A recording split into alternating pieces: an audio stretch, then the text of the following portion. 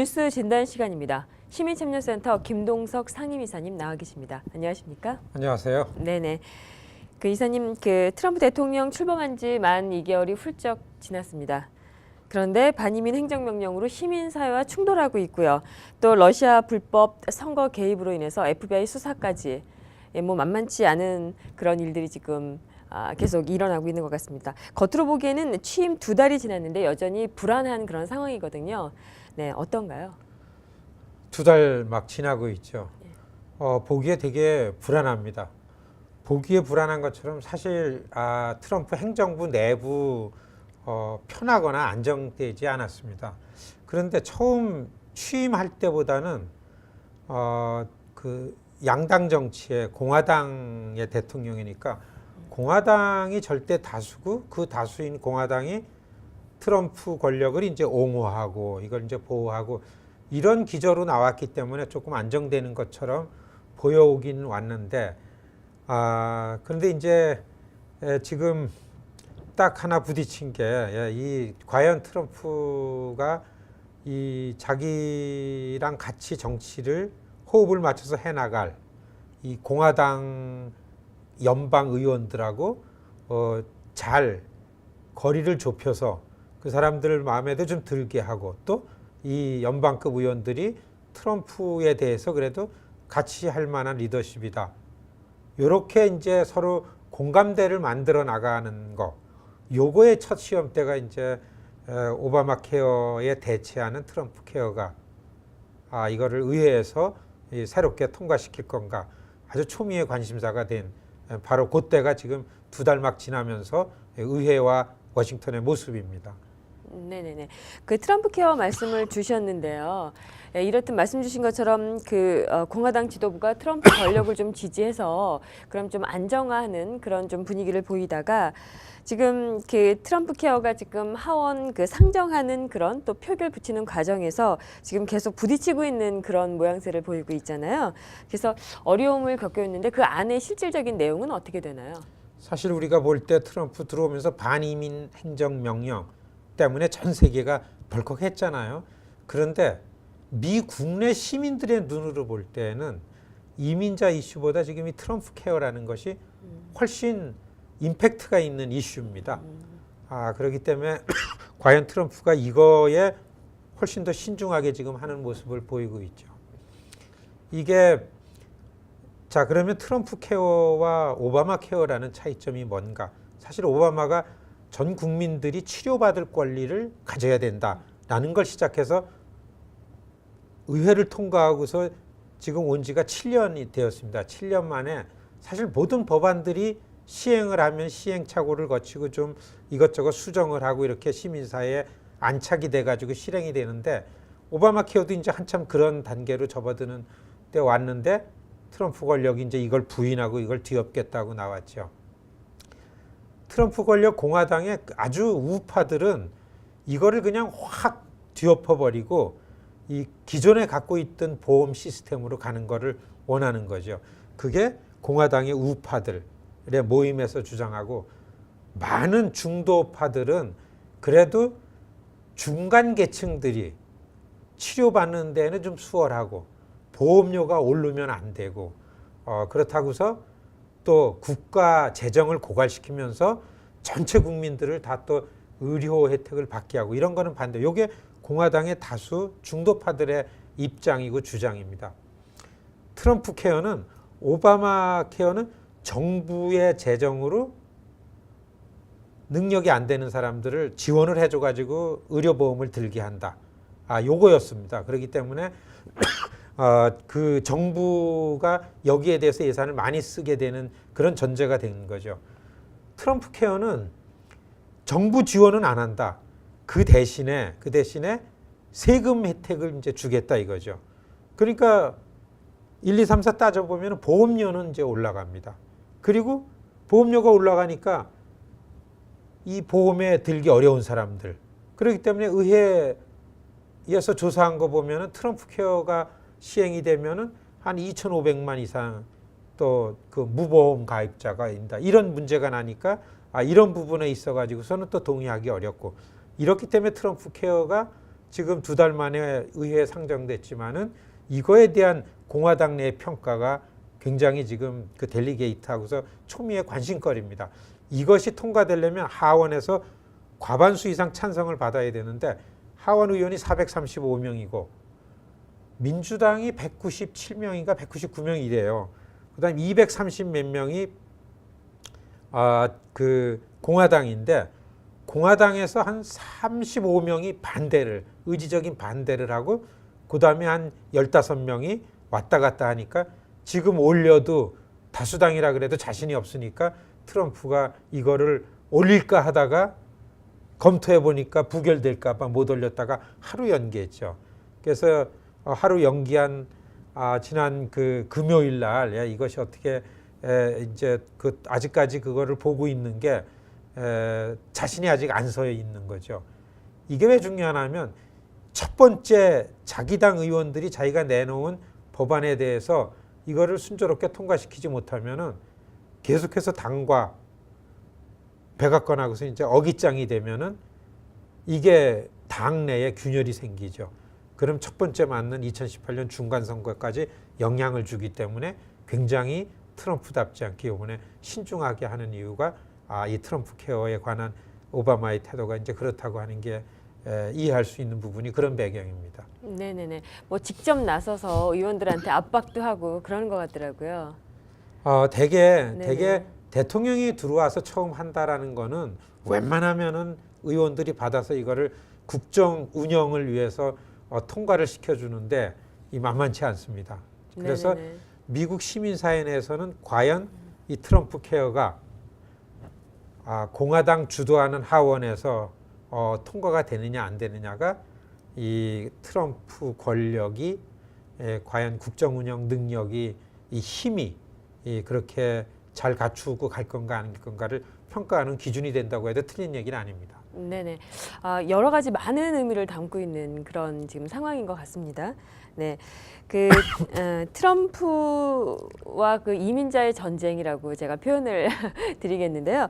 그 트럼프와 이민자들의 전쟁 어떻게 계속될까요? 사사건건 지금 그런데 트럼프 반이민 행정명령 첫 번째 나오고 두 번째 나오고 이걸 강하게 검색을 강화하고 규제를 강화시키고 해가지고서 계속 부딪힘이 많은 것 같지만 점점 더 트럼프 쪽의 내용으로다가 규정이 되고 그렇게 흘러가는 면들이 있습니다.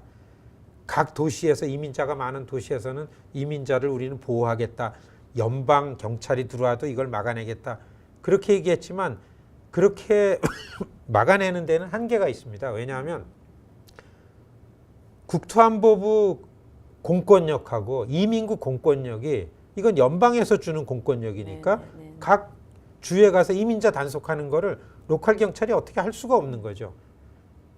각 도시에서 이민자를 보호하겠다고서 선언을 하는 거는 연방에서 그런 조치가 취해 왔기 때문에 각 도시에 있는 로컬 경찰이 같이 협조를 한다. 협조를 안 한다라는 얘기입니다.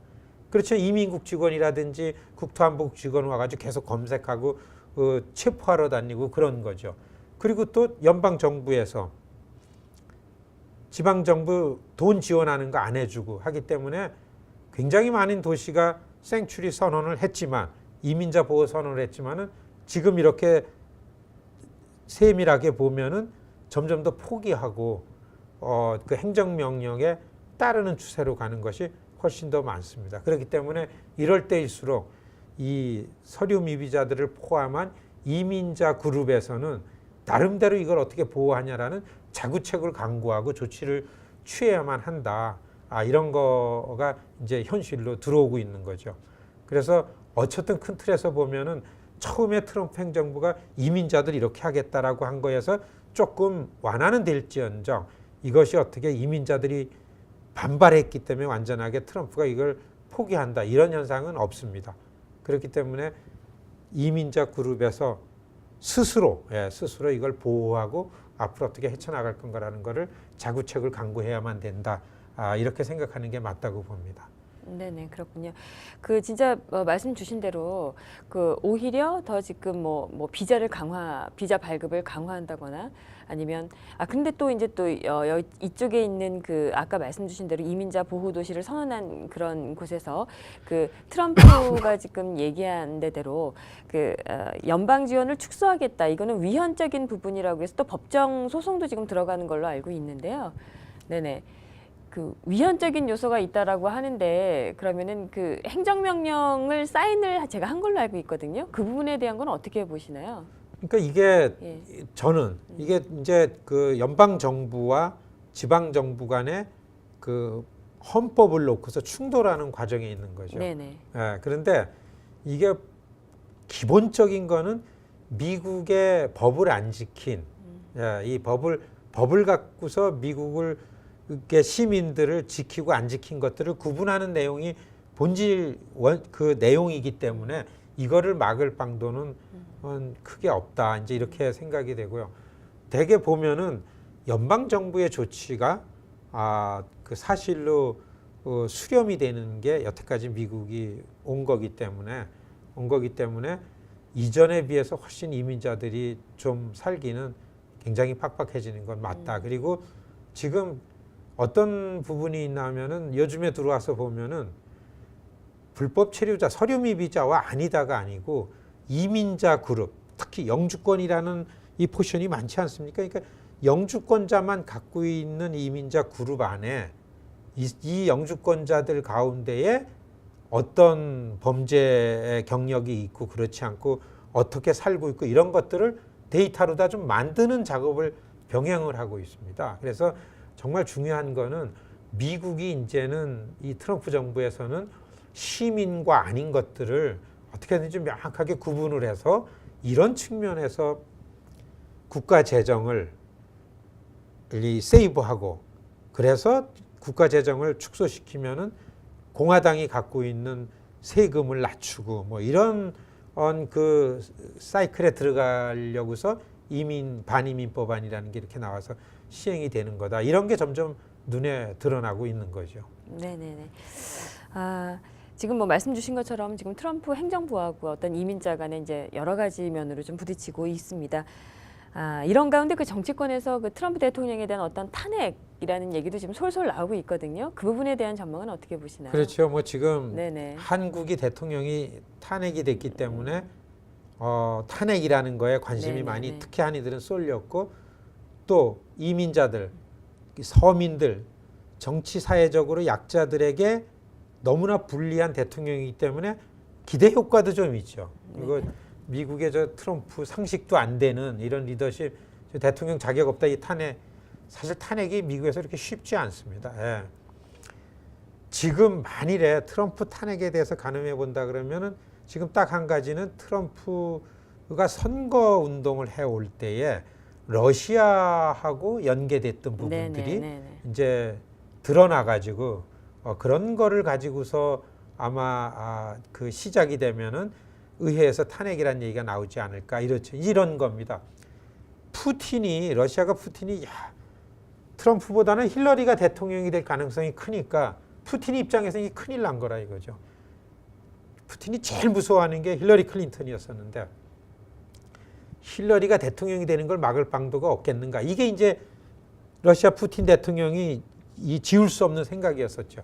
그러니까 자꾸 직접대고서 미국 선거에 개입을 하면서 이제 도청도 하고 해킹도 하고 그런 거죠. 근데 지금 이게 러시아가 그렇게 했다라는 거는 FBI 코미 국장 발표에서 근거 있게 정황이 드러났습니다. 근데 다음 스텝은 뭐냐 하면은 그런데 힐러리가 대통령이 안 되게 하기 위해서 이해가 맞아떨어진 거는 푸틴도 그렇지만은 힐러리의 경쟁자인 트럼프도 그랬죠. 트럼프 선거 캠프가 러시아의 그런 액션하고 짜고 쳤냐, 서로 주고받으면서 했냐 안 했냐를 지금 FBI가 이제 수사를 하고 있죠. 그게 드러난다 그래도 트럼프 탄핵까지 갈 건가? 사실 미국에서 대통령에게 가장 치명적이고 탄핵 대상이 되는 건 거짓말입니다. 네네. 거짓말도 뭐 임기응변을 이랬다 저랬다 모르고 했던 거짓말 그런 게 아니고 자기가 의도적으로 했으면서도 꼭 진실로 밝혀야 될 때 아니다 거짓말하는 거 이게 드러나면 이게 탄핵 대상이 되죠. 클린턴이 섹스 스캔들 때 그런 네네네. 거였었습니다. 예. 그래서 탄핵 위기까지 가고 닉슨이 뼈도 박도 못하게 했던 건 자기가 다 워터게이트 호텔에서 그걸 했으면서도 네네. 특별 검사가 와서 하는데 사실 진실대로 말해야 되는데 그거를 거짓말했기 때문에 그랬죠. 트럼프 대통령이 선거 때에 자기 캠프와 러시아하고서 내통하는 거를 알면서도 묵인했냐, 트럼프가 알고 있었냐 아니었냐, 이걸 또 밝혀내는 게 다음 스텝이고, 또 트럼프가 그때 FBI가 조사를 한다 그럴 때 내가 알고 있으면서 내 선거에 유리하기 때문에 이렇게 했다라고 이렇게 정직하게 얘기할지, 거짓말로 안 했다 그러고 드러날지, 이 수준 가야 아마 구체적으로 의회에서는 트럼프 탄핵이라는 것이 얘기 나오고서 이렇게 추진이 되지 않을까. 그렇기 때문에 우리가 트럼프가 지금 하는 모든 그 행정 집행이 우리한테 불리하고 그렇대도 막연하게 탄핵 그런 걸 기대할 게 아니고, 우리는 어떻게 해서든지 우리 스스로 여기 이럴 때에 우리를 스스로 보호하고 우리를 지켜내야 될 게 뭔가 이렇게 궁리하는 게 훨씬 옳다고 봅니다. 네네. 예, 오늘 또 이사님께서 이렇게 말씀 주셔서 트럼프에 관련된 어떤 여러 가지에 대해서 조금 더 알아보는 그런 시간이 된 것 같습니다. 오늘 좋은 말씀 고맙습니다. 고맙습니다.